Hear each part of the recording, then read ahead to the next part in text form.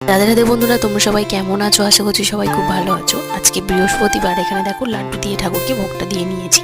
আর তারপরে আজকে যেহেতু বৃহস্পতিবার, ওর জন্য লক্ষ্মীর পাঁচালিটাকেও পড়ে নিয়েছি। কারা কারা আমার মতো লক্ষ্মীর পাঁচালি পড়ো অবশ্যই কিন্তু কমেন্টে একবার রাধে রাধে বলে যেও। আচ্ছা যাই হোক, লাড্ডুটাকে তুলে নিচ্ছি, এই যে ভোগটা। আর ভোগটা, এই লাড্ডু খেতে কিন্তু ভীষণ ভালোবাসি আমি। তোমরা কারা কারা ভালোবাসো গো? আর এই দেখো, এই ঠাকুর ঘরে নাই, এই যে ফাঁকা থাকে না গ্রিলটা, ওখান থেকে অনেক কিছু ঢোকে, তাই গ্রিলের ওখানে একটা টিন লাগিয়ে দেওয়া হয়েছে।